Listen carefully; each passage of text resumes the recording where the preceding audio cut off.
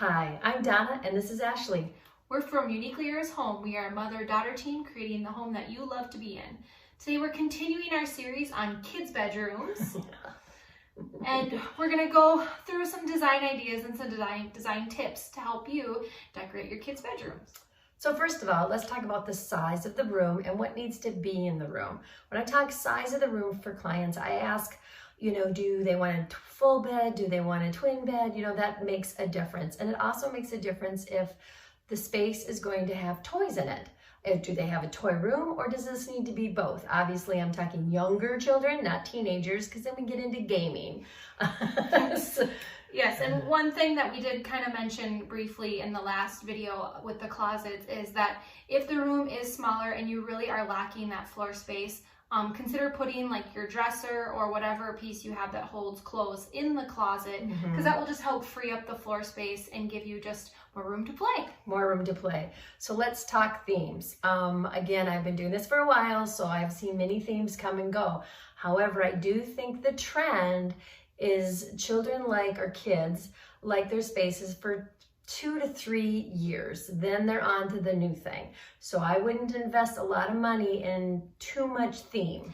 Yeah, so usually we recommend to still keep the wall color neutral. If you want to do an accent wall, that's one thing for color, but keeping it neutral allows you to keep updating and going through their different phases without having to repaint so frequently.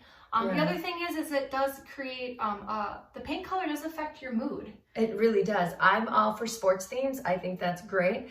But when it starts to get into the neons, the neon yellows and greens, if your child is younger, science shows that it's hard for them to fall asleep. It's harder for them to kind of wear it down a little bit. If I were going to do an accent wall, this is the space that I would do that. Right. And so doing it on a budget or just not investing a lot of money into the grand theme. We know someone that their little girl wanted to do skateboarding puppies. And so it's so I think, how long does that gonna last for? Maybe you buy a fun pillow or, a fun poster or something like that. But then still have room to evolve as their tastes develop. Yep. And again, the older they get, the more they definitely will tell you what they want to add into it.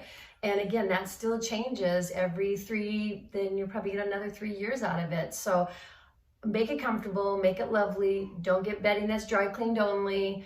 If you have girls and they're teenagers, nail polish, makeup, those things could happen.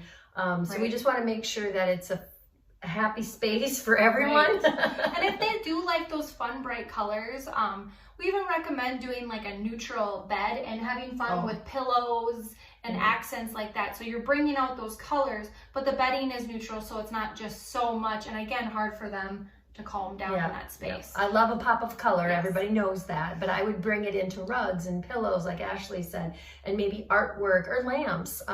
Even window treatments can be fun, and in 3 years then they can kind of be passed on. Right. So another thing we get asked a lot is how to store toys, if this is a place you store toys, how to store them in a way that still looks cute but then is still functional for the kids. Okay. I got ideas for you. So I don't mind hampers. I don't mind hampers for stuffed animals, for some of those little smaller items. I don't mind crates on wheels for books. You can bring them in and out of a closet based on the size of the closet. And I don't mind, what else don't I mind, Ashley? Bins?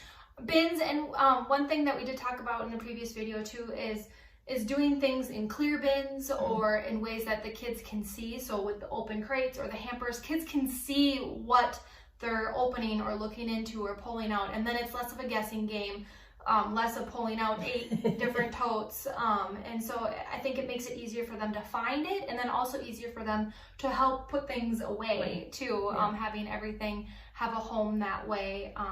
I think rotating toys is another thing Rotating too. toys are really big, know. and some children don't want to play in their rooms, so, and that's fine. But I think there should be zones then. There should be where, again, in this particular room, I'm going to move out. This is a model that we did. We just put a piece of art for the headboard, so that can move. You know, it doesn't necessarily need to be a headboard because maybe this twin bed is something that's not going to be long term. Right.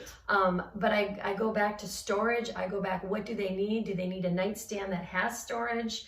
Are they reading in bed? Are they listening to music? Yeah, so many of those, the newer nightstands now have USB and outlets in them, drink pull-outs. So it's nice to kind of be able to cater towards that and to give as much function to a piece of furniture as you can. Then you don't have as many cords around. Okay.